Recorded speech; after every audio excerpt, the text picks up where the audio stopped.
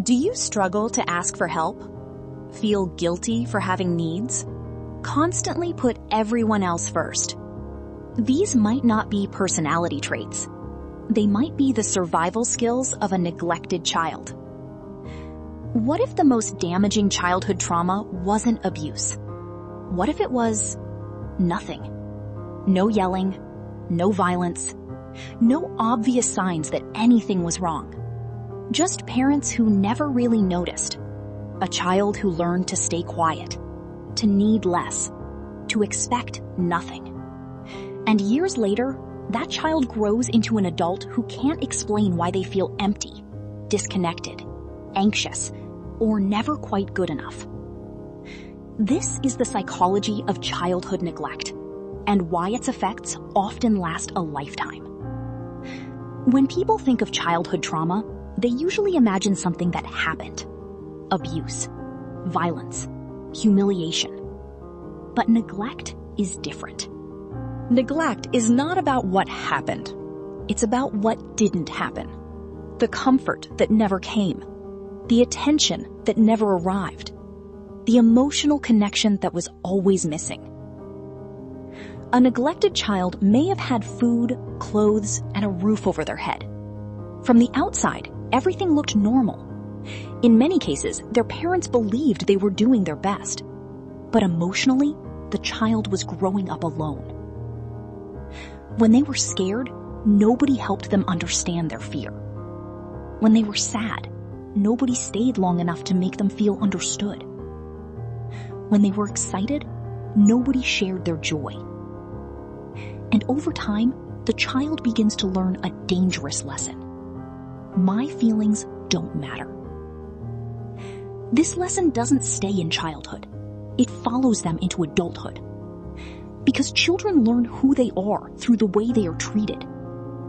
If a child's emotions are consistently ignored, they often conclude that their emotions are unimportant. And if their emotions are unimportant, maybe they are too. This is where the hidden damage begins. Human beings are not born knowing how to regulate emotions. Children learn emotional regulation through relationships. When a child cries and a caring adult responds, their nervous system learns something important. I am safe. When a child is upset and someone listens without judgment, they learn, my feelings make sense. But when those responses are missing, the child adapts. They stop expressing emotions. They stop asking for comfort. They stop expecting support. Many people call this independence. They describe the child as mature, easy, self-sufficient. But often, what looks like maturity is actually survival. The child isn't okay. They've simply learned that nobody is coming. As neglected children grow into adults, the effects often appear in unexpected ways. One of the most common signs is difficulty identifying emotions. Someone asks, "How are you feeling?" And they genuinely don't know. Not because they don't have feelings, because they've spent years disconnecting from them. Another common effect is people-pleasing. Many neglected children learn that their needs don't matter as much as other people's needs, so they become experts at taking care of everyone else. They say yes when they want to say no. They avoid conflict.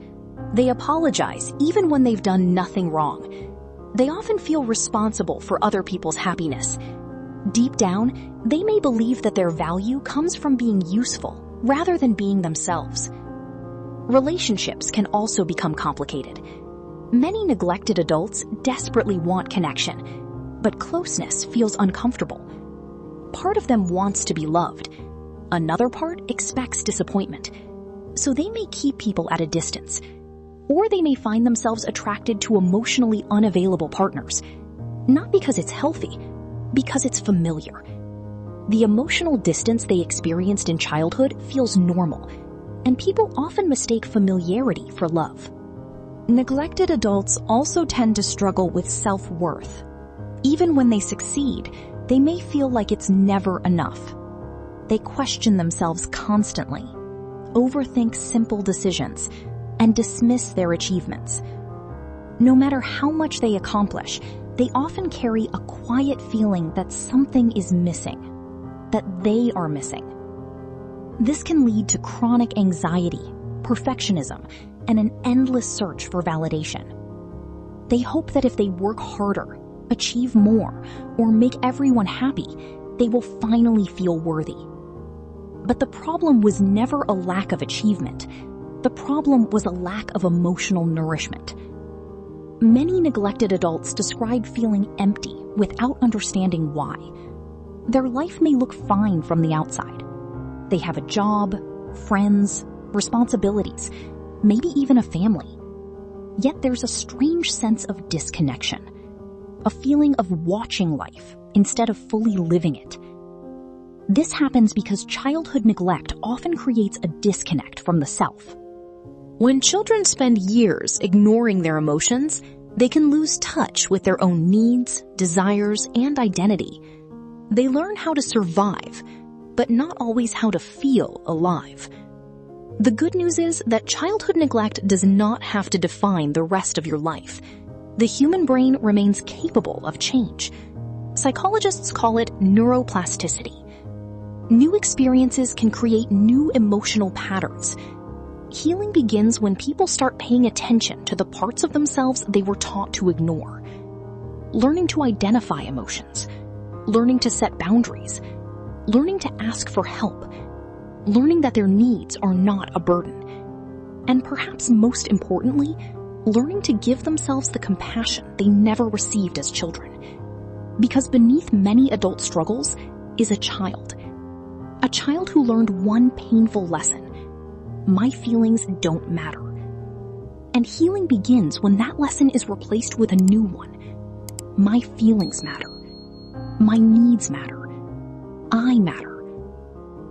What do you think is the most common sign of childhood neglect in adulthood? Let me know in the comments.